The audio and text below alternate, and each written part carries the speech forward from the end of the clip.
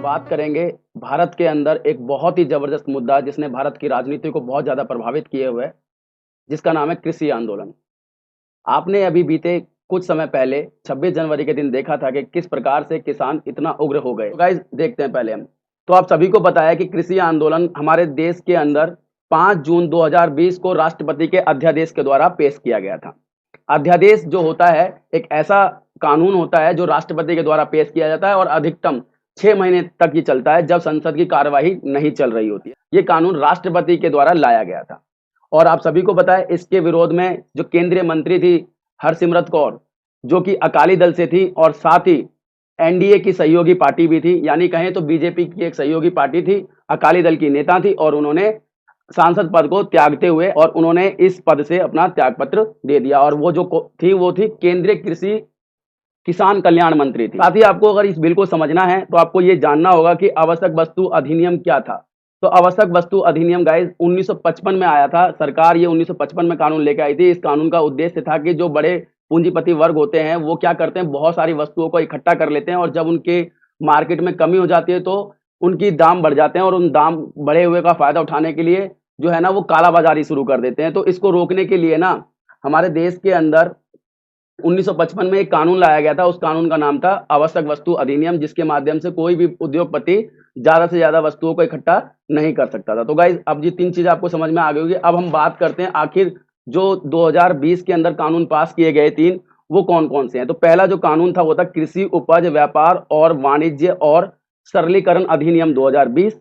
इसी के साथ में जो है कृषि सशक्तिकरण एवं संरक्षण कीमत आश्वासन और कृषि सेवा करार विधेयक 2020। इसके बाद तीसरा था आवश्यक वस्तु संशोधन विधेयक। देखिए अब हम इन तीनों बिलों के बारे में एक बार चर्चा कर लेते हैं, आखिर ये तीनों बिल किस प्रकार से हैं। तो हम प्रथम विधेयक जो है हमारा कृषि उपज व्यापार एवं वाणिज्य के सरलीकरण जो अधिनियम है 2020 वाला, बेसिकली वो एपीएमसी जो होती हैं, एपीएमसी मतलब क्या होता है, राज्य की जो मंडियां होती हैं जहां पर किसान अपना जो उत्पाद है उसको बेचते हैं। तो ये जो बिल है, इस बिल के माध्यम से ये कहा गया है कि किसान अपना जो प्रोडक्ट किसी भी राज्य के अंदर जाकर के जहां उसको ज्यादा रेट मिल रहा है वहां पर बेच सकते हैं, राज्य सरकारें उनको नहीं रोकें। और साथ ही इसके बाद दूसरा कानून की बात करें तो दूसरा कानून गाइस वो है ये जो मैंने बताया था आपको, कृषि सशक्तिकरण एवं संरक्षण कीमत आश्वासन और कृषि सेवा करार विधेयक 2020।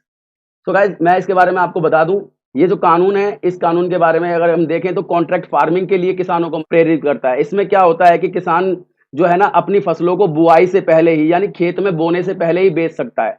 और इससे क्या फायदा होगा, किसानों को यह फायदा होगा कि किसान आसानी से फसलों के जो खराब होने का भय होता है उनको, कि फसलें पैदा होने के बाद खराब हो जाए, इन सभी चीजों की जो समस्या उससे मुक्त हो सकते हैं।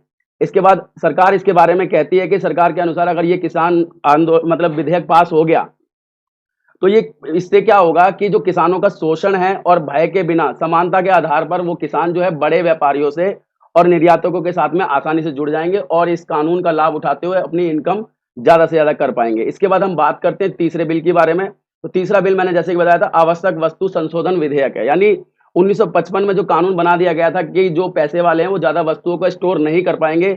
बेसिकली सरकार ने इसमें क्या कहा है, इसमें संशोधन करने की बात की है कि अब हम जो स्टोर करने की जो प्रतिबंध थे उन प्रतिबंधों के अंदर ढील देने की बात की है कि अब इसके पीछे का सरकार का कहने का है कि कुछ जो वस्तुएं भारत के अंदर आवश्यकता से ज्यादा पैदा की जा रही हैं, जैसे हम बात करें आलू गेहूं टमाटर, ये चीजें ऐसी हैं, प्याज वगैरह की जो ना आवश्यकता से ज्यादा पैदा की जा रही हैं। अगर हमने इसको स्टोर करने की परमिशन नहीं दी ना तो इससे क्या होगा कि ये जो फसलें हैं वो सड़ जाती हैं, खराब हो जाती हैं। तो अगर ये इसे स्टोर करेंगे तो ये फसलें खराब होने से बच जाएंगी। तो गाइज आपको ये तीनों समझ में आगे होंगे बिल।